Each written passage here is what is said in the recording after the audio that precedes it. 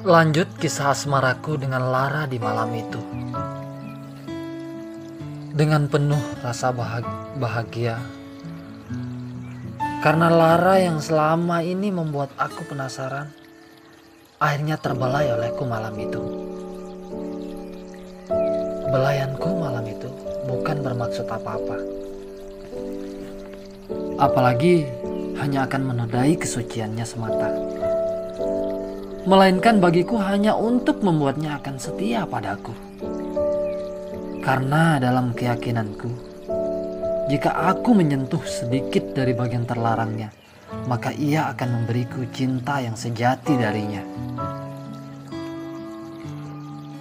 Beberapa hari kemudian, kejadiannya berbalik. Aku yang dulunya lebih agresif dalam memberikan Lara perhatian, kini giliran Lara yang tak bisa ditinggalku, walau hanya sehari saja.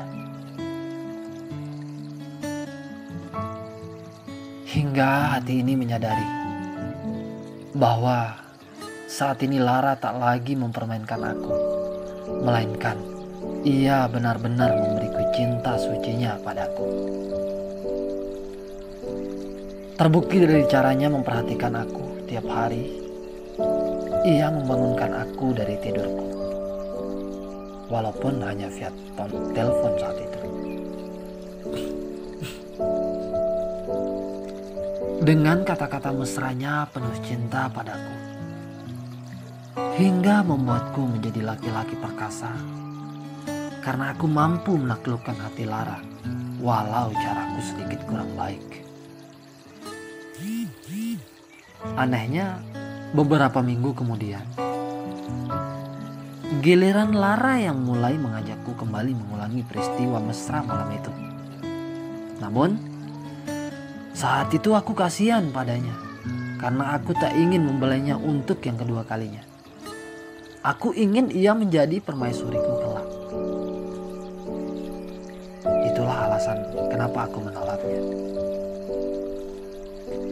Maka dengan berat hatiku menolaknya. Karena sudah cukup rasanya menodai Lara. Namun dirinya terus-terusan merayuku. Bahkan sampai ia mau meninggalkan aku jika aku tak mau menemaninya lagi. Aduh, aku jadi pusing. Bahkan teringat satu kata yang membuatku sedikit kesal dan takut padanya. Ia mengancamku jika aku tak memberikan belayanku. Dalam minggu ini, ia terpaksa mencari laki-laki lain untuk diajaknya.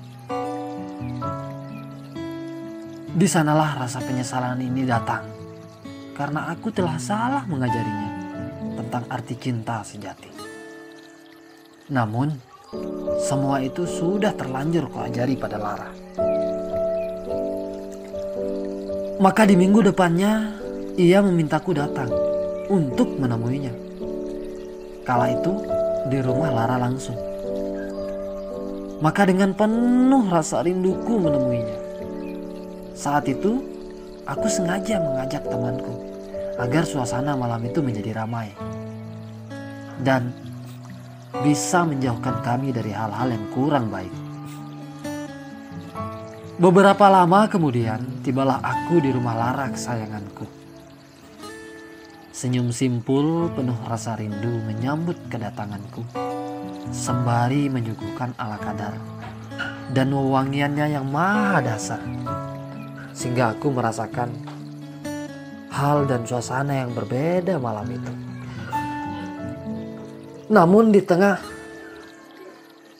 temu kangen kami, tiba-tiba terdengar bunyi dering di ponselku.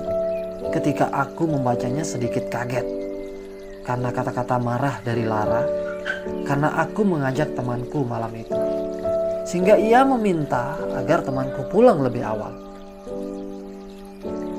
Sebenarnya maksud Lara sudah ku tahu.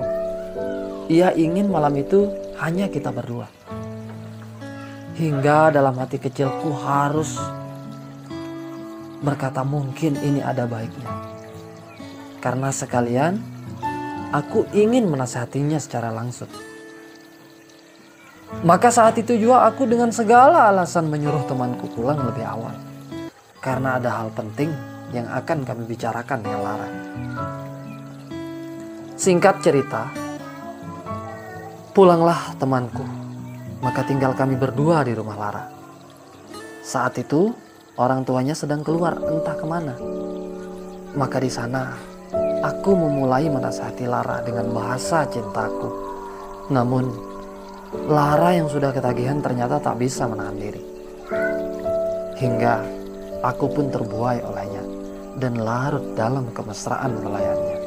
Maka terjadilah untuk yang kedua kalinya bersama Lara, kekasih idamanku. Hilapku malam itu sungguh menjadi penyesalan dalam diri ini. Karena dengan salahkulah Lara yang awalnya dulu ku kenal sangat baik dan pandai menjaga diri pun berubah menjadi wanita agresif.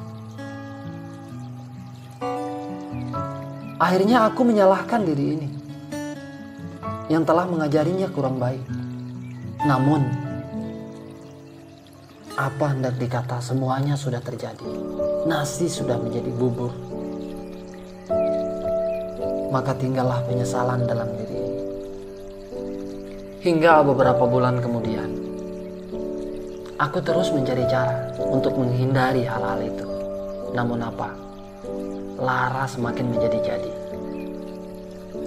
Hingga pada suatu hari aku harus mengambil sebuah keputusan berat dengan harapan dan tujuan bahwa ketika aku mengambil sebuah kesimpulan itu, Lara akan bisa berubah, akan bisa move on dari dirinya yang saat ini menjadi dirinya yang dulu lagi.